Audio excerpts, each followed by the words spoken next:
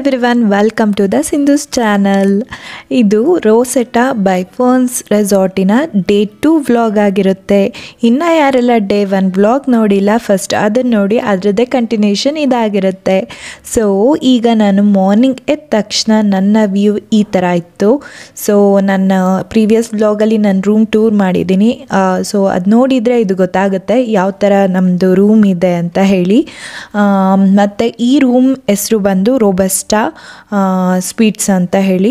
ಇದ್ರದ್ದು complete tour ಬಂದು ನನ್ನ ಡೇ 1 ಬ್ಲಾಗಲ್ಲಿದೆ. ಇದು ಡೇ 2. ಸೊ ಮಾರ್ನಿಂಗ್ ನಾನು ಆಲ್ಮೋಸ್ಟ್ ಎದ್ದಾಗ 6:20 ಆ ಟೈಮ್ ಆಗಿತ್ತು. ಸೊ ಫುಲ್ ಆಗ ಫಾಗ್ ಎಲ್ಲ ಬೀಳ್ತಾ ಇತ್ತು. ಇನ್ನು ಕಂಪ್ಲೀಟ್ ಬೆಳಕು ಥರ ಅನಿಸ್ತಿರ್ಲಿಲ್ಲ. ಸೊ ನಾನು 6 o'clock ಎದ್ದು ನೋಡಿದೆ, ಏನೂ ಅಷ್ಟು ಕಾಣಿಸ್ತಿರ್ಲಿಲ್ಲ, ಫುಲ್ ಫಾಗಿ ಆಗಿತ್ತು. ಸೊ ಸ್ವಲ್ಪ ಲೇಟಾಗಿ ಎದ್ದೇಳೋಣ ಅಂತೇಳಿ ಮತ್ತೆ ಮಲಗಿ ಮತ್ತೆ 6:30 ಆಗಿತ್ತು ಅರೌಂಡ್. ನಾನು ಸ್ವಲ್ಪ ಅಲ್ಲಿ ಕುತ್ಕೊಂಡು ರಿಲ್ಯಾಕ್ಸ್ ಮಾಡಿ ಆಮೇಲೆ ಒಂಚೂರು ಫ್ರೆಶ್ ಅಪ್ ಆಗಿ 6:40 ಹಂಗೆ ನಾವು ಹೊರಗೆ ಬಂದ್ವಿ. ಸೊ ಹೊರಗೆ ಬಂದಾಗ ವ್ಯೂ ಈ ಥರ ಇತ್ತು, ಬ್ಯೂಟಿಫುಲ್ಲಾಗಿ ಗ್ರೀನರಿ, ಅದ್ರ ಮಧ್ಯ ಆಗ ಸನ್ರೈಸ್ ಆಗಿತ್ತು. ಸೊ ಆ ಗಿಡಗಳ ಮಧ್ಯ ನಿಮ್ಗೆ ಗೊತ್ತಾಗ್ತಾ ಇರ್ಬೋದು ನನ್ನ ವಿಡಿಯೋದಲ್ಲಿ ನೋಡಿದರೆ ಯಾವ ಥರ ಸನ್ಲೈಟ್ ಬೀಳ್ತಾ ಇದೆ ಅಂತ. ಆಗ ಸನ್ರೈಸ್ ಆಗ್ತಿತ್ತು. ತುಂಬ ಜನ ಸಮುದ್ರದ ಹತ್ರ ಈ ಥರ ಸನ್ರೈಸಸ್ ನೋಡೋಕ್ಕೆ ಇಷ್ಟಪಡ್ತಾರೆ. ಇದೂ ಕೂಡ ಅಷ್ಟೇ ಬ್ಯೂಟಿಫುಲ್ ಆಗಿದೆ, ಒಂದು ಗಿಡಗಳ ಮಧ್ಯ ಈ ಸನ್ರೈಸಸ್ ನೋಡೋದಕ್ಕೆ. ಈ ಪ್ರಾಪರ್ಟಿ ಎಷ್ಟು ಲಕ್ಸುರಿ ಆಗಿದೆಯೋ ಅಷ್ಟೇ ಲಕ್ಸುರಿ ಆಗಿದೆ ಇಲ್ಲಿ ನೇಚರು. ನೀವು ನೋಡಿದ್ರೇ ಗೊತ್ತಾಗ್ತಾ ಇರ್ಬೋದು. ನಾನು ಹೊರಟಿದ್ದ ಟೈಮ್ ಅಂತೂ ತುಂಬಾ ಬ್ಯೂಟಿಫುಲ್ ಟೈಮ್ ಒಂದು ವಾಕಿಗೆ ಅಂತ ಹೇಳಿ. ನಾನು ಹಿಂದಿನ ದಿನ ಯಾವುದೇ ಥರ ರೆಸಾರ್ಟ್ದು ಹೊರಗಡೆ ನೇಚರ್ದು ಎಕ್ಸ್ಪ್ಲೋರ್ ಮಾಡಿರಲಿಲ್ಲ, ಯಾಕೆಂದರೆ ನಾನು ಆಲ್ಮೋಸ್ಟ್ ರೀಚ್ ಆದಾಗೆ 12 ಆಗಿತ್ತು ಅಲ್ಲಿಗೆ. ಸೊ ಹಾಗಾಗಿ ಮಾರ್ನಿಂಗ್ ವ್ಯೂ ನೋಡಬೇಕು ಅಂತಲೇ ಸ್ವಲ್ಪ ಲೇಟಾಗಿ ಮಲಗಿದ್ರು, ಬೇಗ ಎದ್ದು ವಾಕಿಗೆ ಬಂದ್ವಿ. ನನಗಂತೂ ಈ ಪ್ಲೇಸ್ ಇದೆಯಲ್ಲ, ಇದೊಂಥರ ಕೆರೆ ಥರ ಮಾಡಿದ್ದಾರೆ. ನಮ್ಮ ಸೈಡ್ ಕೆರೆ ಅಂತ ಹೇಳ್ತಾರೆ ಈ ಥರ ಪಾಂಡ್ ಇದ್ದರೆ. ಸೊ ಆ ಪಕ್ಕದಲ್ಲೇ ಇಲ್ಲಿ ಒಂಥರ ಟೆಂಟ್ ಸ್ವೀಟ್ಸ್ಗಳು ಎಲ್ಲ ಇತ್ತು. ಅಲ್ಲಿ ಕೆಲವೊಂದು ಟೀಕ್ ರೂಮ್ಸ್ ಅಂತ ಇತ್ತು. ತುಂಬಾ ವೆರೈಟೀಸ್ ರೂಮ್ ಇರೋದ್ರಿಂದ ಯಾವುದಕ್ಕೆ ಏನೇನು ಅನ್ನೋದು ಕೆಲವೊಮ್ಮೆ ಕನ್ಫ್ಯೂಷನ್ನು ಆಗುತ್ತೆ. ಸೊ ನಾನು ಇದರಲ್ಲಿ ಆಲ್ರೆಡಿ 2 ಥರ ಇರೋ ರೂಮ್ನ ಎಕ್ಸ್ಪ್ಲೋರ್ ಮಾಡಿದ್ದೀನಿ ಡೇ 1 ಬ್ಲಾಗಲ್ಲಿ. ನೀವು ಅದರಲ್ಲಿ ನೋಡಿದರೆ ಡೀಟೇಲ್ ಆಗಿದೆ ರೂಮ್ಸ್ ಎಲ್ಲ ಯಾವ ಥರ ಲಕ್ಸುರಿ ಆಗಿದೆ ಅನ್ನೋದು. ಅದ್ರ ಜೊತೆಗೆ ನಾನು ಆಗಲೇ ಹೇಳಿದೆ ನನಗಿದು ವ್ಯೂ ತುಂಬಾ ಇಷ್ಟ ಆಯಿತು ಅಂತ. ವಿಡಿಯೋದಲ್ಲಿ ಎಷ್ಟು ಕ್ಲಿಯರಾಗಿ ಕ್ಯಾಪ್ಚರ್ ಆಗಿದೆಯೋ ಏನೋ ಗೊತ್ತಿಲ್ಲ, ಬಟ್ ರಿಯಲಾಗಿ ನೋಡೋದಕ್ಕಂತೂ ತುಂಬಾ ಬ್ಯೂಟಿಫುಲ್ ಅನಿಸ್ತಿತ್ತು. ನಾನು ನಮ್ಮ ಸೈಡು ನಾರ್ಮಲ್ ಫೀಲ್ಡ್ ಎಲ್ಲ ಇರುತ್ತೆ. ಸೊ ಗದ್ದೆ ಅಂದರೆ ಭತ್ತದ ಗದ್ದೆ, ರಾಗಿ ಗದ್ದೆ, ಕಬ್ಬು ಈ ಥರ ನೋಡ್ಕೊಂಡು ಬೆಳೆದಿರೋ ಹುಡುಗಿ ನಾನು.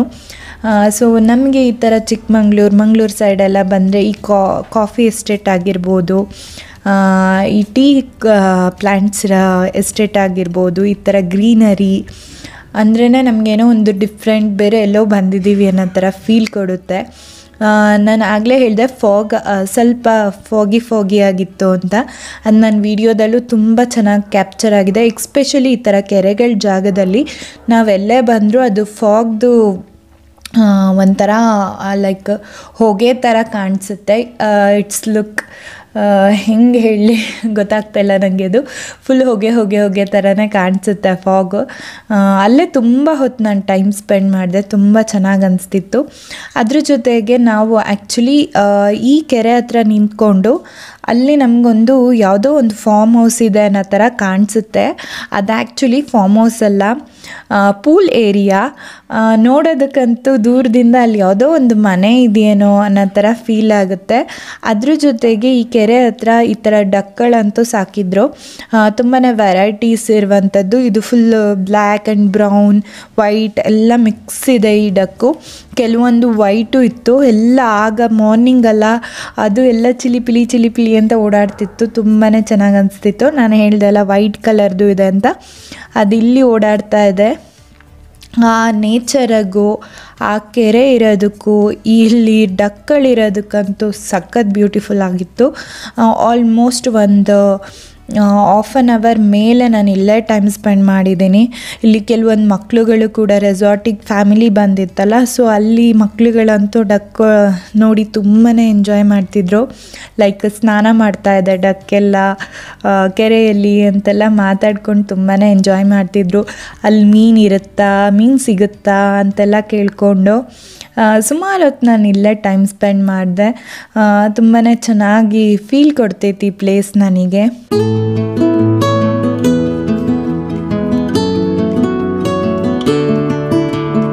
ನೆಕ್ಸ್ಟ್ ನಾನು ಅಲ್ಲಿಂದ ಹೊರಟ್ವಿ.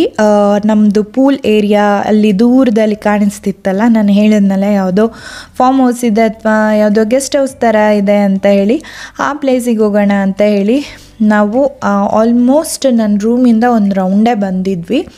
ಸೊ ಪೂಲ್ ಏರಿಯಾ ಅಂತ ನನಗೆ ಆ್ಯಕ್ಚುಲಿ ಹತ್ರಕ್ಕೆ ಹೋದ್ಮೇಲೆ ಗೊತ್ತಾಗಿದ್ದು. ಅಲ್ಲಂತೂ ಫುಲ್ ಆ ಕೆರೆಯಲ್ಲಿ ನೀರು ಆ ಏನು ಗ್ರೀನರಿ ಇತ್ತು ಅದರದ್ದು ಬಿಂಬ ಬೀಳ್ತಾ ಇತ್ತು. ಅದು ನೋಡೋದಕ್ಕಂತೂ ಆ ಶ್ಯಾಡೋ ನೋಡೋದಕ್ಕಂತೂ ಸಖತ್ತಾಗಿ ಅನಿಸ್ತಿತ್ತು. ಲೈಕ್ ಫೋಟೋದಲ್ಲಂತೂ ತುಂಬಾ ಚೆನ್ನಾಗಿ ಕ್ಯಾಪ್ಚರ್ ಆಗಿತ್ತು. ಇಲ್ಲಿ ಪೂಲ್ ಬಂದು ಆರ್ಟಿಫಿಷಿಯಲ್ ವಾಟರ್, ಇಲ್ಲಿ ಕೆರೆ ಬಂದು ನ್ಯಾಚುರಲ್ ವಾಟರ್, ಎರಡು ಬಿಟ್ವೀನ್ ಒಂದು ರೋಡ್ ಥರ ಇದೆ. ಅದು ಒಂದು ಸೈಡಲ್ಲಿ ನಿಂತ್ಕೊಂಡು ನೋಡಿದರೆ ಕಾಣಿಸೋದೇ ಇಲ್ಲ. ಪೂಲು ಮತ್ತು ಕೆರೆ, ಮೇಲೆ ಕೆರೆ ಇದೆ, ಕೆಳಗಡೆ ಪೂಲ್ ಇದೆ ಅನ್ನೋ ಥರ ಕಾಣಿಸುತ್ತೆ. ಅಷ್ಟು ಬ್ಯೂಟಿಫುಲ್ ಆಗಿತ್ತು.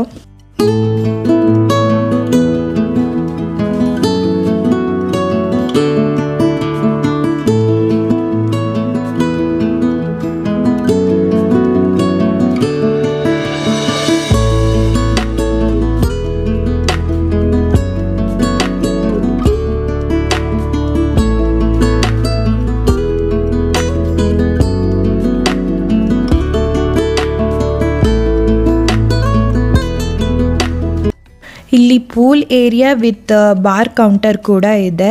ಸೊ ಪೂಲ್ ಬಾರ್ ಅಂತ ಹೇಳ್ತಾರಲ್ಲ ಆ ಥರ. ಎರಡು ಥರ ಎಂಟ್ರಿ ಇದೆ. ಈಗ ನಾನು ಎಂಟ್ರಿ ಆದ್ನಲ್ಲ ಅದೊಂದು, ಮತ್ತು ಇನ್ನೊಂದು ವೇನೂ ಇದೆ. ನಮ್ಮದು ಲಾಬಿ ಇದೆಯಲ್ಲ ಆ ಸೈಡಿಂದನೂ ಕೂಡ ಬರ್ಬೋದು. ಇದೆಲ್ಲ ಬಾರ್ ಕೌಂಟರ್ ಅಂತಲೇ ಹೇಳ್ಬೋದು. ತುಂಬ ಜನ ಬಂದು ಅಲ್ಲಿ ಕುತ್ಕೊಂಡು ಬೆಳಗ್ಗೆ ಹೊತ್ತು ರಿಲ್ಯಾಕ್ಸ್ ಮಾಡ್ತಿದ್ರು. ಯಾರೂ ಲೈಕ್ ಎಣ್ಣೆ ಗಿಣ್ಣೆ ಎಲ್ಲ ಹೊಡಿತಿರ್ಲಿಲ್ಲ, ಮೀನ್ಸ್ ಡ್ರಿಂಕ್ ಏನು ಮಾಡ್ತಾ ಇರಲಿಲ್ಲ, ಜಸ್ಟ್ ರಿಲ್ಯಾಕ್ಸ್ ಮಾಡೋಕ್ಕೆ. ಅದು ವ್ಯೂವೇ ಅಷ್ಟು ಬ್ಯೂಟಿಫುಲ್ ಆಗಿತ್ತು. ಅಲ್ಲಿ ಪೂಲ್ ಬಾರ್ ಅನ್ನೋದಕ್ಕಿಂತ ಆ ಪೂಲ್ ಹತ್ರ ಕುತ್ಕೊಂಡು ವ್ಯೂ ನೋಡೋದೇ ತುಂಬಾ ಬ್ಯೂಟಿಫುಲ್ ಆಗಿತ್ತು. ಮತ್ತು ಆ ಪೂಲ್ ಏರಿಯಾ ಏನಿತ್ತು ಅದ್ರ ಮೇಲ್ಗಡೆ ಹೋದರೆ ನಮ್ಗೆ ಇಲ್ಲೊಂಥರ ಸಿಟ್ಟಿಂಗ್ ಪ್ಲೇಸ್ ಬರುತ್ತೆ. ನಾನು ಆಗಲೇ ಹೇಳಿದೆ ಇದು ಬಾರ್ ಏರಿಯಾ ಕೂಡ ಅಂತ. ಸೊ ಹಾಗಾಗಿ ಇದು ಒಂದು ಸೆಟಪ್ ಇದೆ. ಇದೇ ಏರಿಯಾದಲ್ಲಿ ನಮಗೆ ಫೈರ್ ಝೋನ್ ಕೂಡ ಸಿಗುತ್ತೆ. ಫೈರ್ಗೆ ಅಂತ ಹೇಳಿ ಸೆಟಪ್ ಮಾಡಿದ್ದಾರೆ, ಅದು ತುಂಬ ಚೆನ್ನಾಗಿದೆ. ಅಲ್ಲಿ ಮೇಲ್ಗಡೆ ನಿಂತ್ಕೊಂಡು ನೋಡಿದರೆ ನೋಡಿ ವ್ಯೂ ಯಾವ ಥರ ಇದೆ ಅದು ಪೂಲ್ದು ಅಂತ. ಆಮೇಲೆ ನೀವು ನೋಡ್ತಿರ್ಬೋದು ನನ್ನ ವಿಡಿಯೋದಲ್ಲಿ ತುಂಬ ಜನ ಲೈಕ್ ನಾವು ಯಾವ ಥರ ವಾಕ್ ಬಂದಿದ್ದೀವಿ ಅದೇ ಥರ ವಾಕ್ ಅವರು ಎಲ್ಲ ಬಂದಿದ್ದರು ಬೆಳಗ್ಗೆ ಎದ್ದು ನೋಡೋದಕ್ಕೆ. ಅಷ್ಟು ದೂರದಿಂದ ಬಂದಮೇಲೆ ಈ ನೇಚರ್ದು ವ್ಯೂ ಎಂಜಾಯ್ ಮಾಡಿದೆ ಹೇಗೆ ಅಲ್ಲ. ಸೊ ನಾವು ಬಂದಿದ್ದಕ್ಕೂ ಪೈಸಾ ವಸೂಲು ಮಾಡಬೇಕು. ಸೊ ಅಷ್ಟು ಲಕ್ಸುರಿ ಪ್ರಾಪರ್ಟಿಗೆ ಬಂದಿದ್ದೀವಿ, ಪ್ರತಿಯೊಂದನ್ನು ಎಕ್ಸ್ಪ್ಲೋರ್ ಮಾಡಬೇಕು ಅಂತ ಹೇಳಿ ಬೇಗನೆ ಎದ್ದು ನಾನು ಎಕ್ಸ್ಪ್ಲೋರ್ ಮಾಡೋದಕ್ಕೆ ಅಂತಲೇ ಇವನ್ ನಾನು ನೋಡಬೇಕು, ಅದ್ರ ಜೊತೆಗೆ ನಿಮ್ಮ ಜೊತೆನೂ ಶೇರ್ ಮಾಡಬೇಕು ಅಂತ ಕಂಪ್ಲೀಟ್ ಏನು ಒಳ್ಳೊಳ್ಳೆ ವ್ಯೂ ಅನಿಸ್ತೋ ಅದನ್ನೆಲ್ಲ ವೀಡಿಯೋದಲ್ಲಿ ಕ್ಯಾಪ್ಚರ್ ಮಾಡಿದ್ದೀನಿ. ನೀವು ಕೂಡ ವಿಸಿಟ್ ಮಾಡಿ. ಲಕ್ಸುರಿ ರೆಸಾರ್ಟೇ, ಬಟ್ ಇಲ್ಲಿ ಎಲ್ಲ ಟೈಪು ವೆರೈಟೀಸ್ ರೂಮ್ಗಳು ಸಿಗುತ್ತೆ ನಿಮಗೆ. ಪ್ರತಿಯೊಂದು ಲಕ್ಸುರಿಯಾಗೇ ಇದೆ. ಬಿಟ್ ಕಾಸ್ಟ್ಲಿನೇ, ಪ್ರೈಸ್ ಏನು ಕಡಿಮೆ ಇರುತ್ತೆ ಅಂತ ಹೇಳಲ್ಲ. ಬಟ್ ನಾವೇನು ಪೇ ಮಾಡಿ ಬಂದಿದ್ದೀವಿಗೂ ಅದಕ್ಕಂತೂ ವರ್ತ್ ಇದೆ.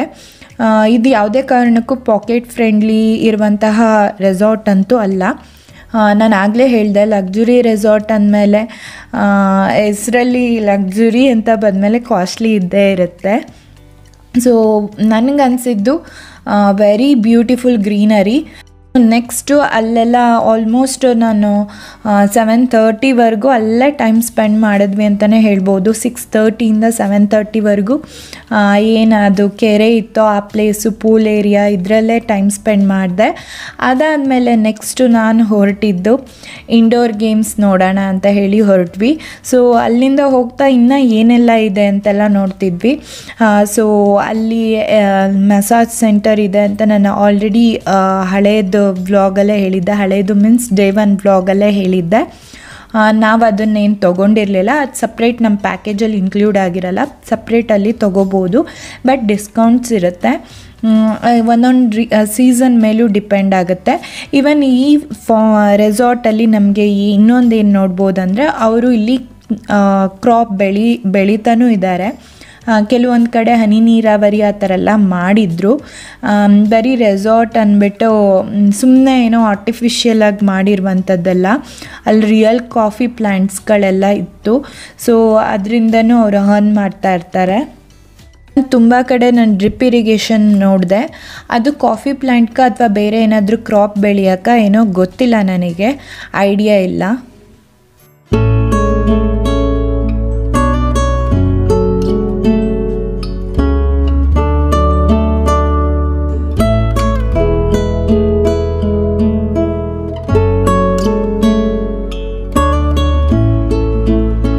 ಇವಾಗ ಎಂಟ್ರಿ ಆಗಿರೋದು ಇಂಡೋರ್ ಗೇಮ್ಸ್ ಏರಿಯಾ. ಇದು ಕೂಡ ತುಂಬಾ ದೊಡ್ಡದಾಗಿದೆ ಬಿಲ್ಡಿಂಗು. ಇಲ್ಲಿ ಮಕ್ಳಿಗೂ ಕೂಡ ಆಟ ಆಡೋದಕ್ಕೆ ಅಂತಲೇ ಒಂದು ಸಪ್ರೇಟ್ ಸ್ಪೇಸ್ ಇದೆ. ಹೇಳಿದೆ ಅಲ್ಲ, ಇಂಡೋರ್ ಗೇಮ್ಸ್ಗೆ ಅಂತ ಮಕ್ಕಳಿಗಿದೆ ಅಂತ ಹೇಳಿ ಇದೆ. ಅದು ತುಂಬಾ ವೆರೈಟೀಸ್ ಆಫ್ ಆ್ಯಕ್ಟಿವಿಟೀಸ್ ಇದೆ. ಆರಾಮಾಗಿ ಮಕ್ಕಳನ್ನೆಲ್ಲ ಸ್ವಲ್ಪ ಹೊತ್ತು ಬಿಟ್ಟು ಆಟ ಆಡಿಸ್ಕೊಂಡು ಕರ್ಕೊಂಡು ಹೋಗ್ಬೋದು. ಅದ್ರ ನೆಕ್ಸ್ಟು ಇಲ್ಲಿ ಬಂದು ಟೆನ್ನಿಸ್ ಕೋರ್ಟ್ ಇದೆ. ಸೊ ಅದನ್ನು ತುಂಬ ಜನ, ನನ್ನ ಟೀಮಲ್ಲಿ ಬಂದಿದ್ದವರು ತುಂಬ ಜನ ಯೂಸ್ ಮಾಡಿದರು. ನಾನು ರೆಸಾರ್ಟ್ ಎಕ್ಸ್ಪ್ಲೋರ್ ಮಾಡೋದ್ರಲ್ಲಿ ಬ್ಯುಸಿಯಾಗಿದ್ದೆ. ಯಾವುದೇ ಥರ ಇಂಡೋರ್ ಗೇಮ್ಸ್ ಆಗಿರ್ಬೋದು, ಯಾವುದೇ ಆ್ಯಕ್ಟಿವಿಟೀಸಲ್ಲಿ ನಾನು ಇನ್ವಾಲ್ವ್ ಆಗಿರಲಿಲ್ಲ. ನಾನು ರಿಲ್ಯಾಕ್ಸೇಷನಿಗೆ ಬಂದಿದ್ದೀನಿ. ಸೊ ಇದೆಲ್ಲ ಇಂಡೋರ್ ಗೇಮ್ಸ್ ಆಡಲ್ಲ ನನ್ನ ಮೈಂಡ್ ಸೆಟ್ ಆಗಿಬಿಟ್ಟಿದ್ದೆ. ಇವನ್ ನನಗೆ ಟೈಮು ಕೂಡ ಇರಲಿಲ್ಲ. ಐ ಥಿಂಕ್ 1-2 ಡೇಸ್ ಸ್ಪೆಂಡ್ ಮಾಡಿದ್ವಿ ಅಂದರೆ ಇಂಡೋರ್ ಗೇಮ್ಸು ಯೂಸ್ ಮಾಡ್ಕೋಬೋದಿತ್ತೇನೋ ಈವ್ನಿಂಗು. ನಮಗೆ ಅದರ್ ಆ್ಯಕ್ಟಿವಿಟೀಸ್ ಇತ್ತು. ಸೊ ಹಾಗಾಗಿ ನಾವು ಅದು ಇಂಡೋರ್ ಗೇಮ್ಸ್ ಯೂಸ್ ಮಾಡಿರಲಿಲ್ಲ. ಅದ್ರ ಜೊತೆಗೆ ಜಿಮ್ ಏರಿಯಾ ಕೂಡ ಇದೆ.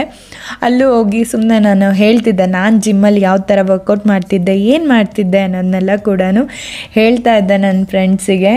ಎಲ್ಲ ಮುಗಿಸ್ಕೊಂಡು ನೆಕ್ಸ್ಟು ನಮ್ಮ ಬ್ರೇಕ್ಫಾಸ್ಟ್ ಟೈಮ್ ಆಗಿತ್ತು. ಸೊ ಬ್ರೇಕ್ಫಾಸ್ಟಿಗೆ ಅಂತ ಬಂದ್ವಿ. ಅಲ್ಲೂ ಕೂಡ ಹೇಗೆ ನೆನ್ನೆ ಮಧ್ಯಾಹ್ನ ತುಂಬಾ ವೆರೈಟೀಸ್ ಇತ್ತು, ಅದೇ ಥರ ತುಂಬಾ ವೆರೈಟೀಸ್ ಆಫ್ ಫುಡ್ಸ್ ಇತ್ತು. ಸೇಮ್ ಟೀಟ್ರೋಗೆ ಬಂದಿದ್ವಿ ನಾವು. ಟೀಟ್ರೋ ರೆಸ್ಟೋರೆಂಟ್ದು ಅಷ್ಟೇ ಡೇ 1 ವ್ಲಾಗಲ್ಲಿ ನಾನು ಕಂಪ್ಲೀಟ್ ಡೀಟೇಲಾಗಿ ರೆಸ್ಟೋರೆಂಟ್ ಟೂರ್ ಹಾಕಿದ್ದೀನಿ. ಅದರಲ್ಲಿ ನೋಡಿ ಯಾವ್ಯಾವ ಥರ ವೆರೈಟೀಸ್ ಆಫ್ ಫುಡ್ ಇತ್ತು ಅಂತ. ಈವನ್ ಅದರಲ್ಲೇ ಕೂಡ ಆಮಿಷ್ ಪ್ಯೂರ್ ವೆಜಿಟೇರಿಯನ್ ರೆಸ್ಟೋರೆಂಟು, ಅದ್ರದ್ದು ಕೂಡ ವಿಡಿಯೋ ನೀವು ನೋಡ್ಬೋದು. ಈಗ ನಾನು ಬ್ರೇಕ್ಫಾಸ್ಟಿಗೆ ಬಂದಿರೋದು ಟೀಟ್ರೋ ರೆಸ್ಟೋರೆಂಟಿಗೆ. ಬ್ರೇಕ್ಫಾಸ್ಟಿಗೂ ತುಂಬಾ ವೆರೈಟೀಸ್ ಇತ್ತು.